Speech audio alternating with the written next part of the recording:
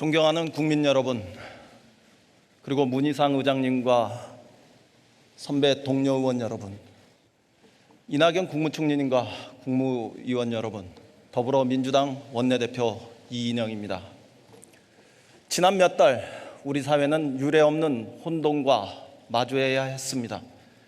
우리 사회는 과연 공정한가? 극단적인 대결을 넘어 과연 우리 사회의 구성원들은 공존할 수 있는가? 공정과 공존을 열망하는 국민의 요구를 받들어 절박한 심정으로 이 자리에 섰습니다. 먼저 저는 국민 앞에 솔직히 고백합니다. 우리 사회에는 어떠한 특권도 존재하지 않는다고 당당하게 말씀드릴 자신이 저는 없습니다. 첫째, 검찰 특권부터 철폐하겠습니다. 모든 국민은 법 앞에 평등하다. 대한민국 헌법 제11조입니다. 국민 개개인이 재산이나 능력의 차이는 있을 수 있지만 최소한 법 적용에 있어서는 평등하다는 믿음이 대한민국을 지키는 대전제입니다. 0.1% 그리고 40%. 지난 5년간 범죄 기소율 통계입니다. 0.1%는 검사 기소율이고 40%는 국민 기소율입니다. 힘없는 국민은 40%가 기소되었지만 법을 집행하는 검사들은 단 0.1%만 기소되었습니다. 저는 이 통계를 보고 대한민국의 모든 국민은 법 앞에 평등하다고, 우리 사회에 검찰 특권이 존재하지 않는다고, 대한민국 헌법 제11조가 제대로 지켜지고 있다고 자신 있게 말하지 못하겠습니다. 모든 국민은 정말 법 앞에 평등한가? 지금 국민들이 이 질문을 던지고 있습니다. 그리고 스스로 개혁하지 못하는 검찰을 개혁하라고 우리 국회에 명령합니다. 이제 국회가 대답할 차례입니다. 2016년 1차 촛불 시민혁명은 헌법 제1조 대한민국은 민주공화국이다. 대한민국의 모든 권력은 국민으로부터 나온다는 국민주권 수호혁명이었다면 지금 서초동과 국회 앞에 여의도의 촛불은 법 앞에 평등한 나라를 만들자는 제2차 촛불혁명이라고 저는 생각합니다. 정치적 사건이나 고위공직자 비리 사건에 대한 공정한 수사를 위해 독립된 수사기관 설치 필요성을 절감하고 있다. 1998년 9월 23일 한나라당 이해창 총재의 발언입니다. 그 발언 이래 정몽준, 김문수 등 주요 인사들의 발언을 거쳐 공직자 비리 수사처 설치 및 운영에 관한 법률이 2012년 12월 13일 이재호, 김성태, 김영우, 심재철, 정의와 조혜진 의원 등 새누리당 국회의원 13분의 이름으로 직접 발의된 바 있습니다. 그리고 지난 20년 동안 자유한국당은 야당일 때도 여당일 때도 공수처 설치를 주장해 왔습니다. 대한민국에서 더 이상 검찰 특권을 용납해서는 안 된다는 취지였을 것입니다. 그런데 지금 대한민국에서 오직 자유한국당만 검찰개혁의 핵심인 공수처 설치에 반대하면서 참으로 이해하기 어려운 일이 벌어지고 있습니다. 자유한국당은 알 수 없는 이유로 갑자기 태도를 바꿨습니다. 과거는 모두 덮은 채 이제는 공수처가 게시타포, 친문 홍위병, 친문 은폐처, 반문 보복처, 장기집권사령부, 좌파 독재처라고 선동합니다. 그러나 공수처는 공수처일 뿐입니다. 공정한 수사처입니다. 대통령을 포함한 고위공직자의 부패와 범죄를 수사합니다. 게다가 공수처장은 추천위원 7명 가운데 6명이 동의해야 하고 야당 추천 몫인 2명이 반대하면 공수처장은 추천조차 할 수 없는 철저히 정치 중립적으로 설계된 공권력 집행기관입니다. 대통령이 검찰총장을 직접 임명할 수 있도록 한 검찰보다도 공수처는 더 정치 권력으로부터 독립되어 있고 중립적으로 법과 원칙에 따라 수사하고 기소하게 될 것입니다. 이런 검찰과 공수처가 다른 점은 딱 하나뿐입니다. 공수처가 설치되면 검찰 특권은 해체됩니다. 검사도 죄를 지으면 처벌받는 세상이 옵니다. 그래서 국민 절대 다수가 공수처 설치에 찬성하고 있습니다. 심지어 윤석열 검찰총장까지도 공수처 설치에 반대하지 않는다고 했습니다. 문재인 정부와 더불어민주당은 대한민국의 마지막 남은 권력기관 가운데 하나인 검찰의 개혁을 반드시 추진하겠습니다. 공수처 설치를 통해 비대한 검찰 권력을 분산하고 민주적 견제와 감시를 강화하겠습니다. 공수처와 검찰은 서로를 견제함으로써 민주적 균형과 통제가 권력기관 간에 이루어지도록 하겠습니다. 또한 검찰의 수사권을 경찰에 되돌려 주어서 과도한 검찰의 권한을 분산하겠습니다. 검경 간에도 수사권 조정을 통해 민주적 견제와 균형을 반드시 이루어내겠습니다. 이번만큼은 어떠한 일이 있어도 반드시 국민의 명령을 받들어 검찰 개혁을 완수하겠다고 약속드립니다.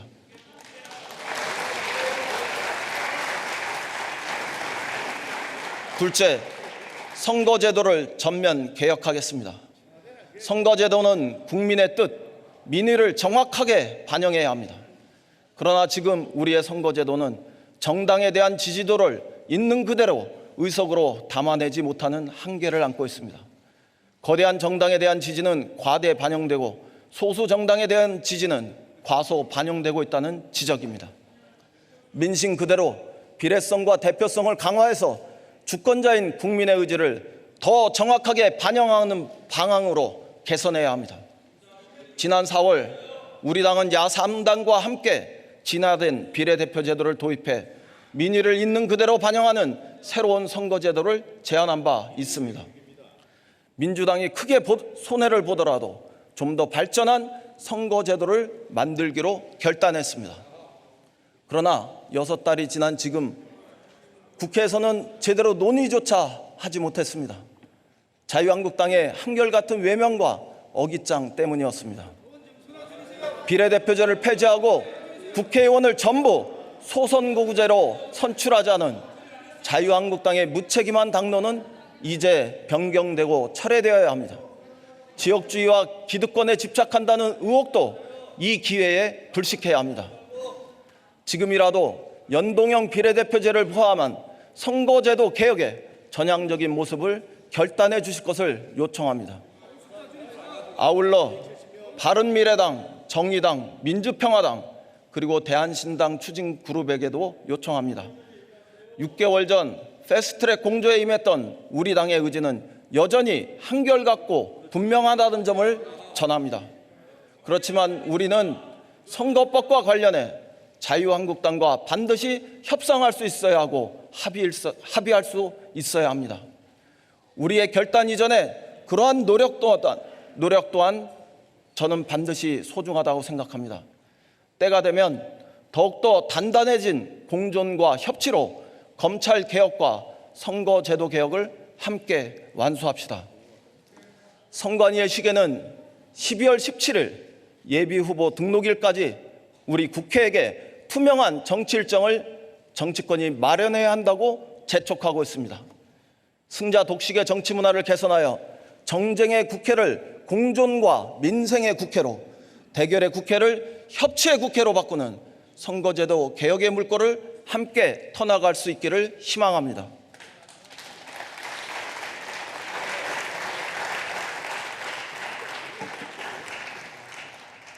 셋째, 국회를 개혁하겠습니다.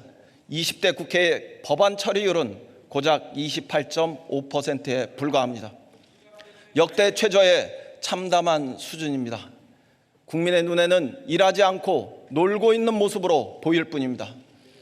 때가 되면 정시에 회의가 개최되고 법안이 자동으로 상정되며 무조건 일하는 시스템으로 바꿔야 합니다. 신속 처리의 안건의 처리 기간도 대폭 단축하고 법사위가 사실상 상원구실을 하는 잘못된 월권도 이제 끝내야 합니다. 국회의원의 불출석을 방지하고 정당의 잦은 보이콧을 막을 벌칙 조항도 신설해야 합니다. 국민이 직접 법안을 요건을 갖춰 제안하면 반드시 심사하고 논의할 수 있도록 국민 참여형 입법제도의 문도 개방할 수 있어야 합니다. 국민 소환제 도입과 국회의원 윤리 강화 방안을 마련하라는 우리 국민의 요구에 우리는 시급히 대답해야 합니다. 이런 국회의 혁신이 대한민국의 경쟁력을 높이는 지름길입니다.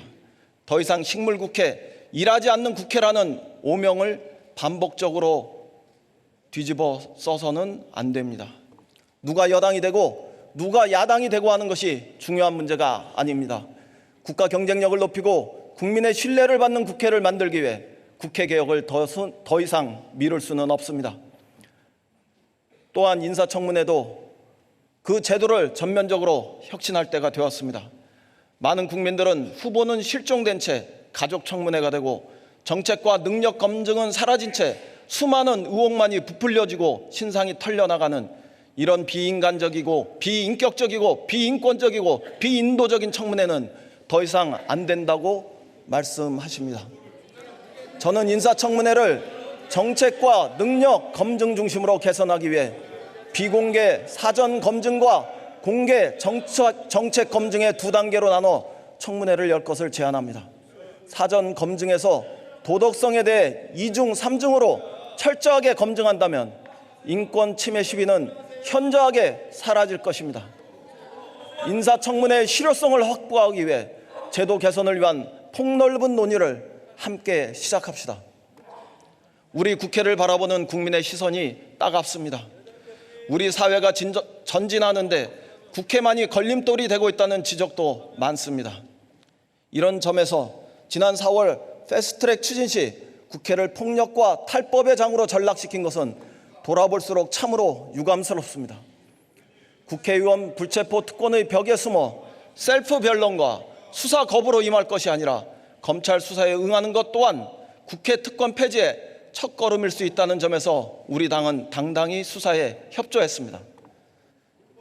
자유한국당이 그 반대로 진정 그 일로 공천에 가산점을 주고 표창장과 포상금을 줄 일이었는지 우리 국민은 매우 의아해하고 있습니다. 넷째, 입시와 취업의 공정성을 회복하겠습니다. 문재인 정부는 기회는 평등하고 과정은 공정하며 결과는 정의로울 것이라고 약속했습니다. 이 약속이 제대로 지켜지지 않았다는 청년들의 지적을 뼈아프게 받아들입니다. 민주당은 문재인 정부의 약속을 다시 붙들고 실천하겠습니다. 고단한 삶을 살아야 했던 수많은 젊은이들의 가슴에 심은 우리의 약속은 여전히 유효합니다. 입시 공정성부터 회복하겠습니다. 엄마 찬스, 아빠 찬스로 불리는 학생부 종합전형을 전면적으로 개선하겠습니다. 상대적으로 불공정한 제도로 여겨지고 있는 수시 비중을 줄이고 정시 비중을 확대하여 새로운 균형을 만들겠습니다. 서울 주요 대학을 중심으로 정시와 수시 비중의 불균형을 해소할 수 있는 방안을 마련하겠습니다. 고교 서열화 해소를 위해 자사고와 외국어고, 국제고를 2025년까지 일반고로 전환하는 정책도 추진하겠습니다. 더 나아가 대학의 서열 구조를 혁파하기 위한 특단의 대책도 강구하겠습니다. 대학의 서열 구조를 개선하면 취업 기회의 공정한 문은 더 많이 열리게 될 것입니다. 입시의 공정성에서 더 나아가 취업 기회의 공정성을 강화하기 위한 제도적 보완 장치를 반드시 마련하겠습니다. 입시와 입사 과정의 공정성을 요구하는 청년들의 요구는 정당합니다. 공정사회를 기대한 청년들의 상실감에 진정으로, 우리 국민들의 상실감에 진정으로 사과드립니다. 사라진 청년들의 꿈을 다시 세우는 그곳에서부터 혼신의 노력을 다해 보겠습니다. 그 출발은 우리 국회의 솔선수범입니다. 여야가 함께 주장하고 있는 국회의원 자녀 입시 실태 전수조사부터 고위 공직자에 이르기까지 말로 그치지 않고 반드시 전수조사가 시행되도록 하겠습니다.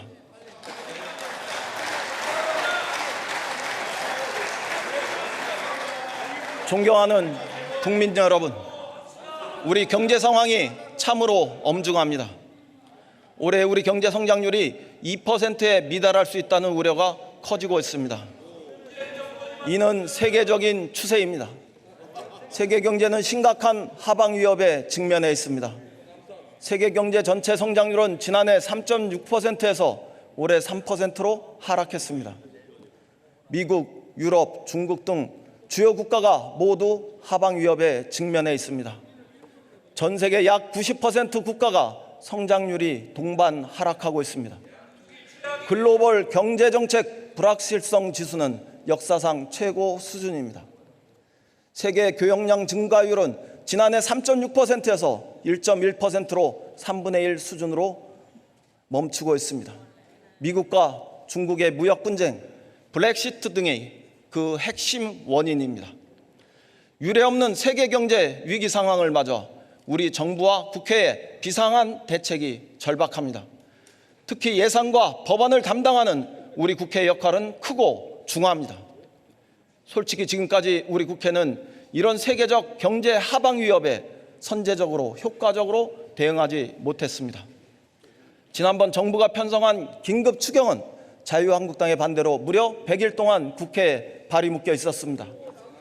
일본의 노골적인 경제 침략에 긴급하고 비상하게 대응해야 한다는 국민적 공감대가 있었지만 소재, 부품, 장비 산업 특별법을 비롯한 관련 법안 역시 아직도 국회에 있습니다. 내년부터 확대 시행되는 주 52시간 근무제도의 보완도 마찬가지입니다. 제도 시행을 앞두고 경제사회노동위원회가 탄력 근로제 확대 등 사회적 합의를 이루었지만 국회는 아직도 관련 법안을 마무리하지 못하고 있습니다. 우리 경제의 미래를 책임질 데이터 산업 육성도 국회에 발목이 잡혀 있습니다. 우리 데이터 산업이 유럽에서 마음껏 날개를 펴기 위해서는 데이터 3법 통과는 시급합니다. 그러나 자유한국당은 여전히 요지부동입니다. 긴급한 경제 현안을 상임위원회에 묶어두고 지난 국정감사 기간 내내 오직 조국만 외쳤습니다. 오죽하면 한국 경제의 가장 큰 위협 요인은 국회 리스크, 야당 리스크라는 말까지 나오고 있는 상황입니다. 문재인 정부는 이런 야당 리스크에도 불구하고 할 수 있는 모든 수단을 동원해 긴급한 경제 혈맥 뚫기에 나서왔습니다. 특히 심각한 일자리 감소에 대응하기 위해 전방위적인 일자리 창출 정책을 펴고 있습니다. 다행히 최근 들어 정부의 일자리 창출 정책이 효과를 나타내고 있다는 조짐이 완연해지고 있습니다. 지난해 월 평균 9만 7천 명에 불과했던 일자리 증가가 올해는 9월까지 매달 평균 26만 개로 대폭 늘어났습니다. 취업자 수, 고용률, 실업률도 모두 호조를 보이고 있습니다. 이른바 좋은 일자리라고 부르는 상용직 일자리 수도 2달 연속 대폭 늘어나 상용직의 비중은 1989년 통계 작성 이래 최고치에 도달했습니다. 청년 고용률도 43.7%로 2005년 9월 이후 최고 수준입니다. 새로운 일자리 창출 트렌드도 생겨났습니다. 광주형 일자리에 이어 구미형 일자리, 군산형 일자리가 확정되었습니다.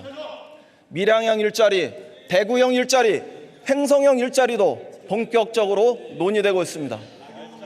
새로운 일자리 모델은 노사와 함께 추진하고 대기업과 중소, 중견기업이 힘을 모으며 지역사회까지 함께하는 우리 사회의 새로운 일자리 모델이란 점에서 시사하는 바가 매우 큽니다.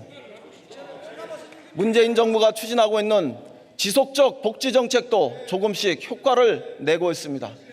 문재인 케어, 아동수당 등이 우리 사회의 통합성을 높이고 있다는 긍정적인 평가를 받고 있습니다.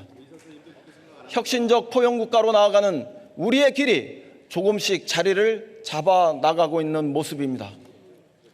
이제 다시 국회의 시간입니다. 우리 경제의 혈맥을 뚫을 예산과 법안을 적시에 공급해야 합니다.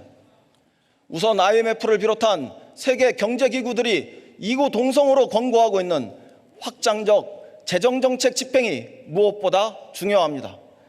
우리나라는 OECD 국가 가운데 재정 건전성이 최고 수준입니다.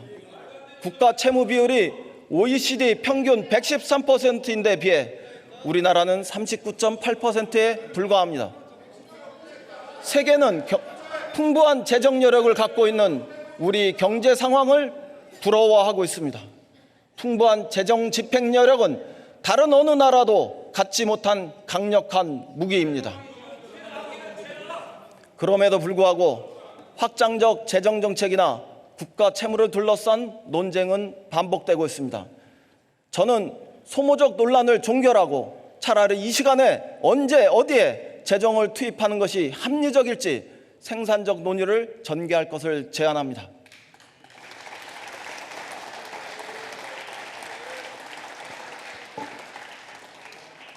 적극적인 재정 집행과 입법이 뒷받침된다면 우리 경제는 세계가 부러워할 만한 전진을 이룰 수 있습니다. 이제 그 일을 우리 국회가 다할 시간입니다. 존경하는 국민 여러분, 우리가 직면한 경제 환경은 녹록지 않고 서민과 중산층을 비롯한 대다수 국민의 민생 현실은 참으로 엄중합니다. 20대 국회가 싸울 때는 싸우더라도 할 일은 제대로 다 하고 있는지 최후의 심판장에 들어섰다는 두려운 심정으로 더불어민주당은 공존의 경제를 향해 다시 나아가겠습니다. 저는 지난 교섭단체 대표연설에서 공존의 정치를 역설했습니다. 그러나 그동안 솔직히 잘하지 못했고 현실 정치로부터의 관성과 난관도 많이 경험했습니다. 구차한 변명을 하는 대신 누구를 다시 탓하기 전에 그래도 공존의 정치는 언젠가 우리 모두가 반드시 함께 가야 할 길이라는 그 신념만큼은 다시 나누고 싶습니다. 유연한 진보와 합리적 보수가 혁신을 통해 공존하고 남과 북이 대결과 냉전에서 평화와 공존의 길로 나서며 사회적 약자와 소수자가 함께하는 따뜻한 공존의 정치를 우리는 결코 포기하지 말아야 합니다. 마찬가지로 우리 모두는 공존의 경제를 향해 반드시 한 걸음 더 나아가야 합니다. 대기업과 중소기업이 동반 성장하고 노동자와 기업인이 상생 협력하며 수도권과 지역, 도시와 농촌이 균형 발전하고 기성세대와 청년이 함께 공존하며 사회적 약자와 소수자가 더불어 살아가는 더 따뜻하고 더 번영하는 새로운 세상을 꿈꿉니다. 첫째, 대기업과 중소기업이 동반 성장해야 합니다. 한일 경제전을 계기로 우리 경제의 취약성이 남김없이 드러났습니다. 중소기업은 우리 경제의 실핏줄입니다. 이제 우리 경제는 중소기업과 대기업이 상생하지 않으면 한 발짝도 전진할 수 없다는 사실이 분명해졌습니다. 대기업과 중소기업의 격차는 심각할 정도로 이미 벌어졌습니다. 2018년 통계청의 법인세 통계에 따르면 상위 0.1%에 속하는 740개 대기업의 이익이 전체 법인 이익 중 52%에 달했습니다. 그러나 하위 90%에 속하는 66만 개의 기업의 이익은 불과 12%에 머물렀습니다. 역설적이게도 한일 경제전으로 인해 우리는 한국 경제 대전환의 계기를 맞았습니다. 이번에는 이겨내자, 다시는 지지 않겠다는 그 길의 길에서 온 국민이 나서서 우리 정부와 기업을 응원하고 소재 부품 장비 산업의 국산화와 수입 다변화를 위해 전력을 다했습니다.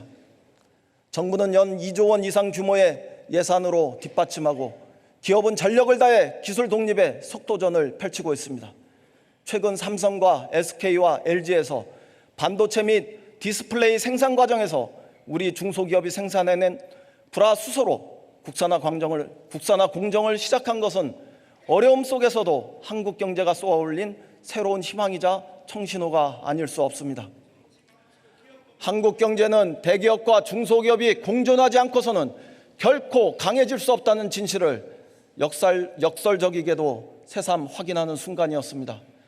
당연히 대기업과 중소기업은 서로 적대적인 관계가 아닙니다. 현실적으로 대기업은 글로벌 경쟁이라는 대기업의 역할이 있고 중소기업은 우리 경제의 뿌리로서 다양한 분야에서 기민하게 활동해야 하는 고유의 역할이 있습니다. 정부는 대중소기업 사이의 상생을 지원했고 중소제조업의 스마트 공장 도입도 적극 추진했습니다. 2018년 벤처 투자 3조 4천억 원, 펀드 조성 4조 6천억 원, 투자금 회수 2조 6,780억 원으로 투자를 활성화했습니다. 어느새 유니콘 기업은 2개에서 9개로 늘어 세계 6위로 올라서는 등 성공적인 벤처 창업에도 힘을 쏟았습니다. 그리고 일본의 경제 침략이 노골화된 현 시점에 소재 부품 장비 산업의 경쟁력 강화를 위해 중소기업과 대기업의 협력을 중심에 두고 정책을 추진하고 있습니다. 우리 정부에서 새롭게 만들어진 정부 부처는 중소벤처기업부가 유일하며 이것은 중소기업과 자영업 발전에 대한 우리 정부의 확고한 의지를 집약적으로 보여줍니다. 한 걸음 더 나아가 포용적 금융과 금융혁신도 추진하겠습니다. 대기업 못지않게 중소기업인이 기업하기 좋은 환경을 만들 수 있도록 융자 중심의 금융을 투자 중심의 금융으로 개혁하기 위해 최선을 다하겠습니다. 자영업에 대해서도 특단의 대책을 마련할 때입니다. 자영업에 종사하는 분들의 형편이 급격하게 어려워지고 있습니다. 최근 온라인 거래가 급증하고 국제 무역 갈등의 격화에 따른 내수 경기 침체로 경영 환경이 매우 나빠진 탓입니다. 우리 정부는 자영업을 위해 그동안 1조 4천억 원의 카드 수수료를 인하했고 2천억 원이 넘는 세제 지원을 수행했습니다. 상가 임대차 보호법을 개정하여 임대료 상한을 9%에서 5%로 낮추어 임대료 부담을 경감했고 계약갱신 청구 기간도 5년에서 10년으로 늘려 이른바 젠트리피케이션의 위험도 줄여왔습니다. 또한 일자리 안정자금 지원과 대기업 갑질 방지에도 노력해왔습니다. 하지만 저는 자영업에 대한 근본적 발상의 전환과 기존 정책을 뛰어넘는 특단의 대책이 여전히 필요하다고 생각합니다. 정부에게 먼저 촉구합니다. 자영업에 대한 전통적 인식에서 탈피하고 자영업을 한국 경제의 중추 중 하나로 인식해 비상한 정책을 펼쳐주시길 바랍니다. 가맹점과 본사 간의 공정한 거래 질서를 확립하고 본사 갑질의 악순환부터 단호하게 근절해야 합니다. 대기업의 골목 상권 진출을 막아주고 대형마트와 영세 소상공인, 본사와 가맹점 간의 상생 협력의 풍토를 확실하게 정착시켜야 합니다. 당장 소상공인 자영업자 기본법 제정 등 특단의 자영업 살리기 대책을 세워 한국 경제의 새로운 활력을 함께 만들 수 있어야 합니다. 현장에 계시는 소상공인들이 체감할 수 있는 과감한 금융 지원도 필요합니다. 민주당은 예산 지원과 금융 전달 체계 개선을 통해 25만 영세 자영업에게 총 5조 원 규모의 신규 특례 보증을 제공할 계획입니다.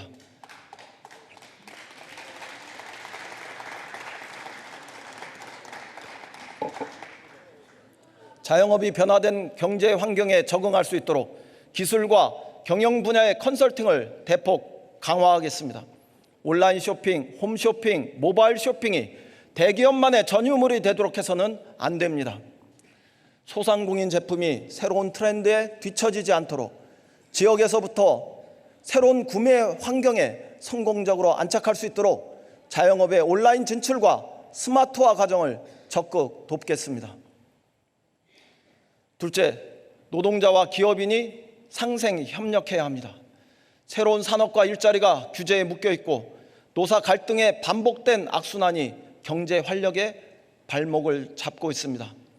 이 점에 대해서는 저부터 반성합니다.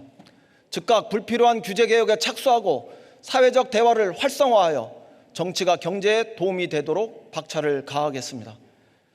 AI, 인공지능, 딥러닝, 3D 프린팅, 데이터 경제, 클라우드, 드론, 로봇, 자율주행 등 디지털 경제 전반에서 우리의 발전을 가로막고 있는 낡은 규제 체제를 버리고 선진국형 규제로 과감하게 전환할 것을 제안합니다. 촘촘한 그물망 규제에서 벗어나 원칙 위주의 큰 틀의 규제로 재편해야 합니다. 기업은 공정한 시장 질서를 확립하고 사회적 책임을 준수해야 합니다. 정부와 정치권은 과도한 규제 장벽을 제거할 수 있어야 합니다. 이렇게 해서 사회 곳곳에 창의와 창조가 샘물처럼 솟아나게 하겠습니다. 노사관계도 정상화의 문을 열어보겠습니다. 노동을 배제한 사회복지와 민주주의는 참을 수 없습니다. 저와 민주당은 어떠한 경우에도 노동을 존중하는 더 성숙한 민주사회 이상을 결코 포기하지 않을 것입니다. 노동자의 더 큰 이름은 노동조합이라는 우리의 신념도 일관되게 지속될 것입니다. ILO 기본 협약 비준과 모든 노동조합에 합법화는 시간이 걸려도 반드시 이루겠다고 약속드립니다. 그러나 동시에 노동계에도 요청합니다. 이제 투쟁의 시대에서 협력의 시대로 노동의 전략은 확장되어야 합니다. 노동운동이 노사 간 사회적 합의를 선도할 수 있어야 합니다. 각종 사회 정치적 대화의 무대에서 더 이상 퇴장을 반복해서는 안 됩니다. 청년 실업 해소, 비정규직 정규직화, 동일노동 동일임금의 관철, 기본급의 비중이 지나치게 낮은 후진적 임금 구조 대개혁, 그리고 실업급여 확대를 위해 노동의 전략은 지금보다 훨씬 더 인내하며 더 유연하고 더 진취적인 모습으로 사회적 합의의 장으로 나올 수 있어야 합니다. 이 길에서 선명성 위주의 노동운동에서 대중의 이해에 기반한 노동운동으로 전환하고 정치적 사회적 영향력이 더 커질 수 있기를 저는 진심으로 기대합니다. 노동의 변화를 이루면 기업의 변화를 선도하게 될 것입니다. 문재인 정부에서 노사정 관계가 돌이킬 수 없는 사회적 동반자 관계로 진입할 수 있도록 적극 노력하겠습니다. 셋째, 수도권과 지역, 도시와 농촌이 균형 발전해야 합니다. 지역 균형 발전에 대한 과감한 인식 전환이 필요한 때입니다. 국회 세종의사당 추진을 비롯해 제2차 공공기관과 공기업의 지방 이전을 추진하겠습니다. 지역의 생활 SOC를 대도시 이상으로 확충하고 지역마다 서로 다른 역사와 문화에 기반해서 특색 있게 발전할 수 있도록 정부 차원의 종합계획 수립을 요구합니다.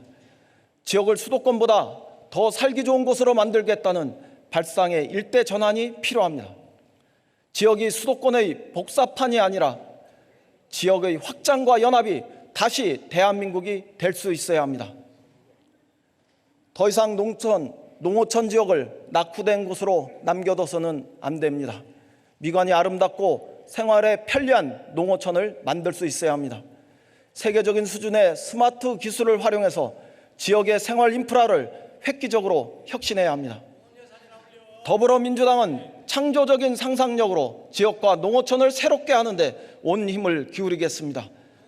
안정적인 농가 소득 보장을 위해 쌀과 면적 등이 중심인 현행 직불제에 대한 개선도 필요합니다. 농가 소득보전법 처리에 속도를 내자는 제안을 자유한국당에게도 드리겠습니다.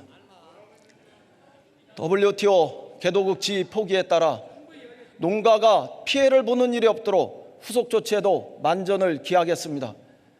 최근 빈발하고 있는 아프리카 돼지열병과 조류독감, 구제역 등에서도 선제적 방역 체계를 강화하고 축산농가의 반복적 피해가 가중되지 않도록 하겠습니다.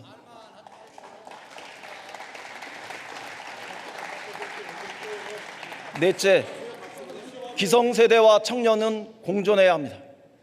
우리들 기성세대, 민주화 산업화 세대는 IMF와 함께 밀려든 신자유주의 물결 속에서 경제적 불평등과 불공정의 벽을 허물지 못했습니다. 그로 인해 1980년대 이후 밀레니얼 세대들은 부모 세대보다 더 배우고도 덜 버는 첫 번째 세대가 되었습니다. 불안한 잠자리, 불확실한 일자리, 불공정한 교육 기회는 우리 청년들을 극한으로 몰아세우고 있습니다. 아무런 꿈조차 꿀 수 없다고 호소하는 청년들의 절박한 목소리를 결코 외면하지 않겠습니다. 이 땅에 내가 꿈꿀 수 없는 그들만의 세계가 따로 있다는 청년들의 절절한 절규를 귀담아 듣겠습니다. 희망을 배신한 정치를 향한 그들의 정당한 분노에 우리는 말이 아닌 행동으로 대답해야 합니다.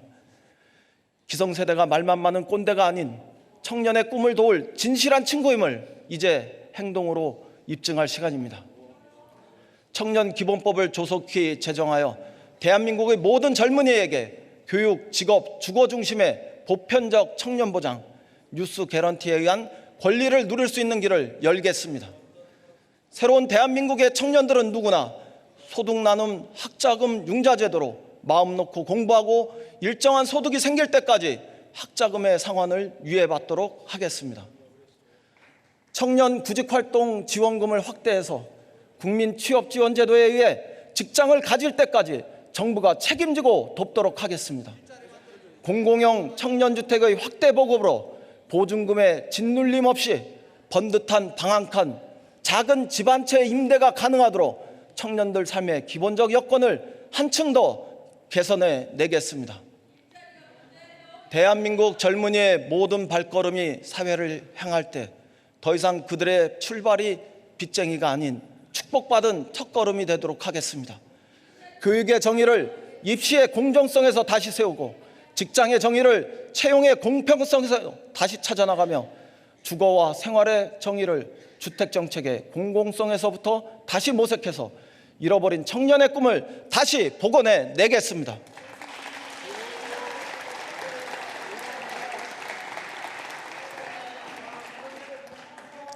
다섯째, 사회적 약자와 소수자가 더불어 살아가야 합니다.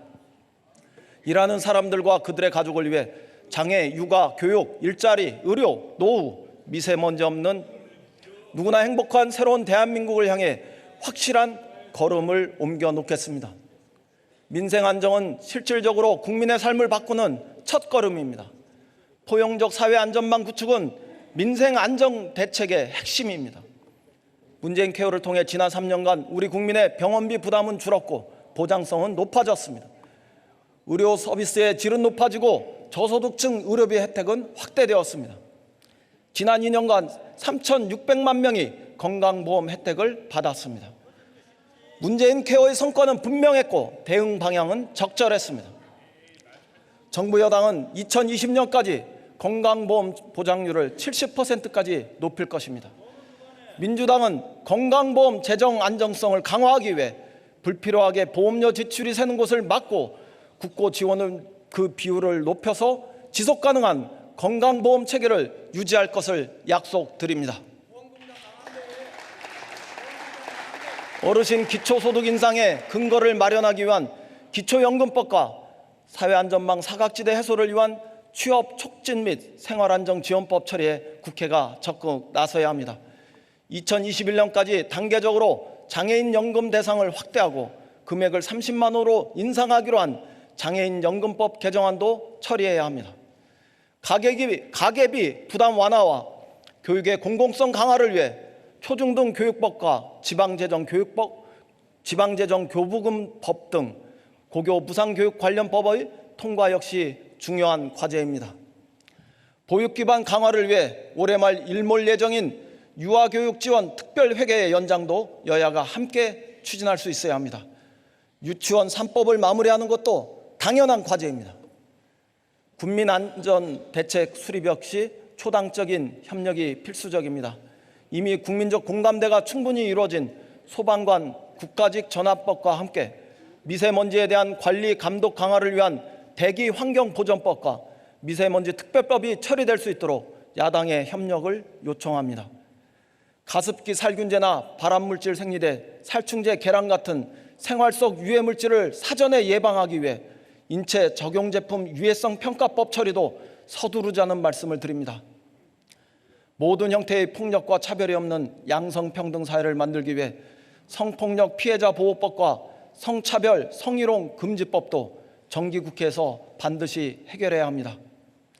최근 세계 최대 아동 음란물 사이트 운영자가 한국인이라는 충격적 보도가 있었습니다. 아동 청소년 성보호법의 형량을 강화해서 불법 아동 음란물 퇴치를 위한 전면전도 우리 국회는 불사할 수 있어야 합니다. 아울러 아동학대 방지를 위한 아이 돌봄 지원법을 통과시켜서 우리 아이들이 안전하고 건강한 환경에서 자랄 수 있도록 합시다.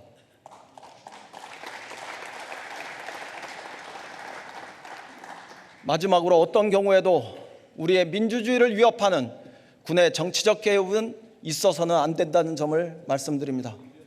얼마 전 폭로된 박근혜 정권 말기의 계엄령 문건이 사실이라면 이는 우리 민주주의에 대한 돌이킬 수 없는 중대한 도전이자 위협이 아닐 수 없습니다. 정부는 2017년 2월 문건과 관련된 실체적 진실 여부를 조속히 밝혀주시기 바랍니다. 특히 검찰은 중단된 수사를 재개하고 철저히 진상을 규명해야 합니다. 우리 당은 국방위원회를 통한 청문회와 특검 등 역사적 단죄를 위해 할 수 있는 모든 노력을 다하겠습니다. 존경하는 국민 여러분, 문희상 국회의장님과 선후배 동료 의원 여러분, 이낙연 국무총리님과 국무위원 여러분, 지난 4년을 돌아보면서 우리 20대 국회가 민생 국회로서 본연의 임무에 충실했는지 두려운 심정입니다. 우리는 민생 본위의 국회를 21대에 다시 만들 수 있는 그 씨앗만큼은 남길 수 있는지 정말 마지막 기회라는 절박한 심정으로 호소합니다. 지금 이 시간 민생이냐 정쟁이냐 우리 국민은 우리를 향해 준엄하게 묻고 있습니다. 저와 더불어민주당은 아무런 조건 없이 전제 없이 민생을 최우선하겠다는 말씀을 올립니다. 다른 것은 몰라도 자영업, 중소기업, 청년을 위한 예산과 정책만큼은 반드시 우리 국회 구성원 모두가 함께 실천하자고 제안합니다. 마음을 열고 귀를 기울여 IMF 때보다 힘들고 금융위기 때보다 힘들다는 자영업과 중소기업의 애타는 얘기를 우리는 가슴으로 들어야 합니다. 오직 월급으로만, 연금으로만 살아가는 평범한 사람들의 삶을 안정되게 만들어야 합니다. 고단한 민생을 보듬고 사회 갈등을 조정하고 국가의 비전을 제시하는 민의의 전당 본연의 역할에 딱 한 번만이라도 충실합시다. 20대 국회를 정말 이렇게 끝내지 않으려면 여야가 남은 국회의 시간을 대타협과 대공존의 정치 시간으로 만들 수 있어야 합니다. 그렇게 해서 국민 여망에 부응해야 합니다. 그 국민 여망에 부응하는 첫째는 민생 경제 입법 실현이고, 둘째는 확장 재정 합의이며, 셋째는 정치 사법개혁 법안 처리입니다. 이 세 가지를 반드시 이번 정기국회에서 이루어야 합니다. 존경하는 선후배 동료 의원 여러분, 저의 이 제안에 선후배 동료 의원 여러분의 응답을 요청드립니다. 긴 시간 경청해 주셔서 감사합니다. 국민 여러분 고맙습니다.